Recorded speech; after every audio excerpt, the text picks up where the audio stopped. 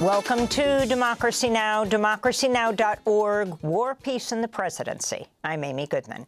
Vice President Kamala Harris and former President Donald Trump are both headed to Pittsburgh, Pennsylvania today on the final day of campaigning before Tuesday's election. Harris is scheduled to also hold 3 other events in Pennsylvania, in Scranton, in Allentown, and in Philadelphia. Trump's also heading to Raleigh, North Carolina, Reading, Pennsylvania, and will end in Grand Rapids, Michigan tomorrow. More than 78 million voters have already cast their ballots. On Sunday, Trump held a rally in Lititz, Lancaster County, Pennsylvania, where he told supporters he shouldn't have left the White House after losing to Joe Biden 4 years ago. We had the safest border in the history of our country the day that I left. I shouldn't have left. I mean, honestly, because we did so well. During the same rally, Trump also said he wouldn't mind if someone shot through a crowd of journalists covering his rally. And to get me, somebody would have to shoot through the fake news. And I don't mind that so much, because I don't mind that. For months, pollsters have predicted the presidential race will come down to 7 battleground states: Pennsylvania, Michigan, Wisconsin, North Carolina, Arizona, Nevada, and Georgia. But over the weekend, the most prominent pollster in Iowa, Ann Seltzer, released the Des Moines Register poll, which showed Harris has taken a shocking 3-point lead in Iowa, which Trump easily won in 2016 and 2020. The poll showed women voters have shifted heavily toward Harris in Iowa, where a 6-week abortion ban took effect in July. In related news, thousands took part in a women's march to the White House on Saturday. We got to stand up for democracy. We have to stand up for a woman's right to have control over her body, control over her life. Women's rights are human rights. And we were back in the hallways. I'm a 77-year-old woman. I remember when women were crying and carrying on with coat hangers and other kinds of means to save their lives.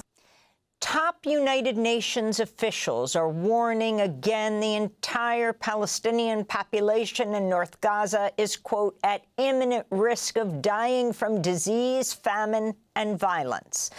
In a warning issued on Friday, the heads of 15 humanitarian groups wrote, quote, the situation unfolding in North Gaza is apocalyptic. The area has been under siege for almost a month, denied basic aid and life-saving supplies, while bombardment and other attacks continue, unquote.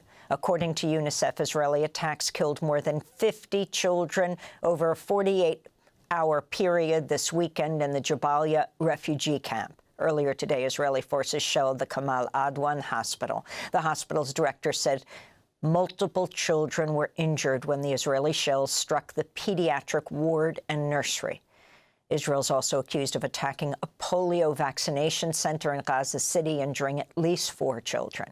On Friday, an Israeli airstrike killed Palestinian photojournalist Bilal Mohammed Rajab, bringing the death toll of journalists killed in Gaza to as high as 183 over the last 13 months. Aid groups fear the humanitarian situation will soon worsen in Gaza, as Israel has officially notified the United Nations that it has cut off ties to UNRWA, the UN Agency for Palestine Refugees. The head of the World Health Organization, Tedros Adhanom Ghebreyesus, condemned Israel's move. This ban will not make Israel safer. It will only deepen the suffering of the people of Gaza and increase the risk of disease outbreaks. On Friday, the Pentagon announced new deployments to the Middle East, including B-52 long-range bombers and ballistic missile defense destroyers. In a statement, the Pentagon said the move was done in part for the, quote, defense of Israel, unquote. Meanwhile, on Capitol Hill, a group of progressive lawmakers led by Rashida Tlaib and Cori Bush have sent President Biden a letter warning the growing U.S. involvement in regional wars in the Middle East has not been authorized by Congress. The lawmakers wrote, quote, these destructive wars must end, as must any unauthorized U.S. involvement in them, they wrote. Here in New York City, protesters took to the streets Saturday to demand no votes for genocide. Protesters decried both Kamala Harris and Donald Trump for supporting Israel's war on Gaza and refusing to back an arms embargo on Israel. Participants at the protest included Claudia de la Cruz, who's running for president on the Party for Socialism and Liberation ticket. We are here to remind the capitalist state that there is an entire movement of hundreds of thousands of people all across this country that has been demanding a ceasefire, that has been demanding an arms embargo, that has been demanding an end to the expansion of genocide and war in the Middle East, and that we have not been heard, we have not been considered, and in that same way we will engage in our political right not to engage with a two-party system that continuously insists on paying for and bombing babies across the Middle East. Meanwhile, in London, pro-Palestinian protesters held a symbolic die-in in front of the British Prime Minister's office Saturday. In Spain, King Felipe, Prime Minister Pedro Sanchez and other officials were met with furious crowds as they toured the flood-stricken Valencia region, where at least 214 people died last week.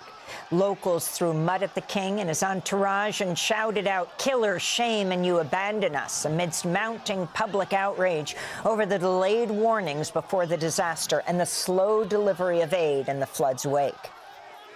In Colombia, the UN Biodiversity Summit, known as COP16, ended without a much sought-after agreement on funding by wealthy countries. Greenpeace International said, quote, "The world has lost 5 to 10% of all insect species in the last 150 years.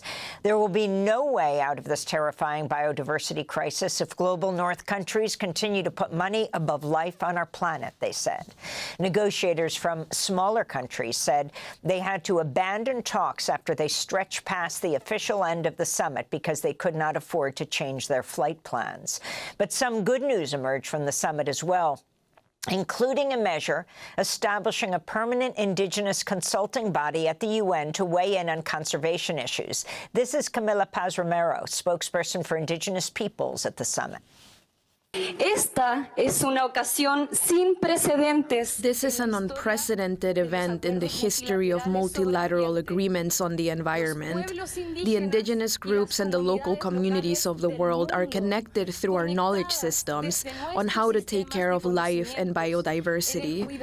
Let's remember the long way we have advanced with this agreement. This new subsidiary organ is an example for the rest of the world. In it, the different parties recognize the constant need for our complete and effective participation.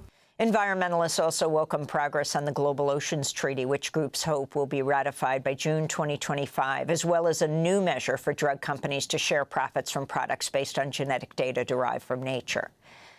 Moldova's EU-aligned president, Maia Sandu, has won a second term following a runoff vote, which pitted the incumbent against a pro-Moscow opponent.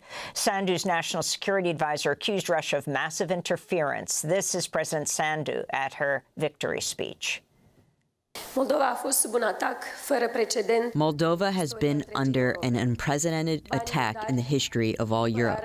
Dirty money, illegal vote buying, the interference in electoral processes by hostile forces from outside the country and by criminal groups, lies, sowing hatred and fear within our society. Our people have united, and freedom and the citizens have won.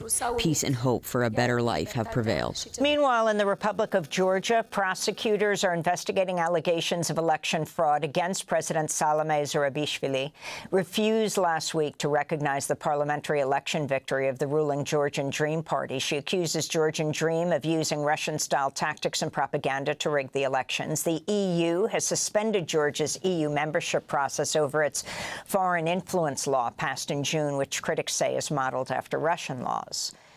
The Sudanese Doctors Union says fighters for the paramilitary Rapid Support Forces raped at least 47 people, including 3 minors in the eastern Al Jazeera state, as part of a retaliation campaign against the Sudanese army. An 11-year-old girl died from her bleeding.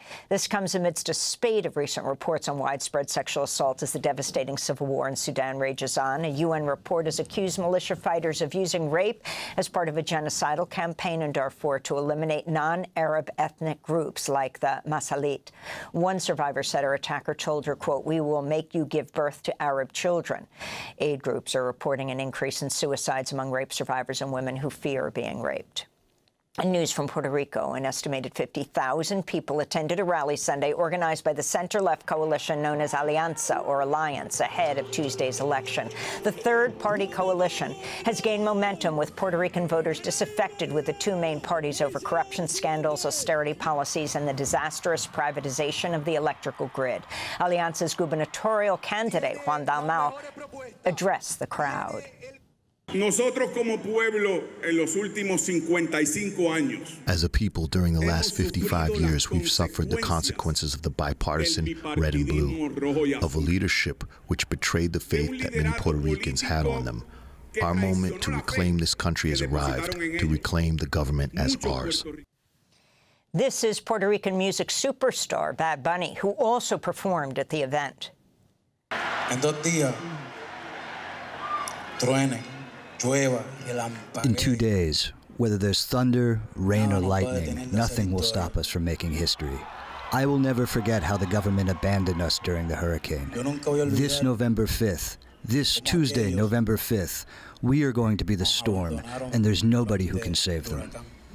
Bad Bunny and other Puerto Rican celebrities like Fat Joe, who will be appearing with Kamala Harris in Pennsylvania today, recently threw their support behind Harris after a conservative so-called comic at Trump's Madison Square Garden rally called Puerto Rico an island of garbage. In Kentucky, a jury found former police officer Brett Hankison guilty of using excessive force and violating the civil rights of Breonna Taylor during the raid that killed Taylor inside her own home in 2020. Taylor was a black 26-year-old emergency technician. It's the first conviction of any of the Louisville police officers involved in the botched raid. A judge will sentence Hankison on March 12th, just 1 day ahead of the 5-year anniversary of Breonna Taylor's death. He faces a maximum sentence of life in prison. And the musical icon Quincy Jones has died at the age of 91. During a 7-decade career, the trailblazing producer, arranger, and performer won 28 Grammys and helped transform the sound of popular music, from producing Michael Jackson's Thriller to overseeing the all-star recording of We Are the World. And those are some of the headlines. This is Democracy Now!, democracynow.org, War, Peace, and the Presidency. I'm Amy Goodman.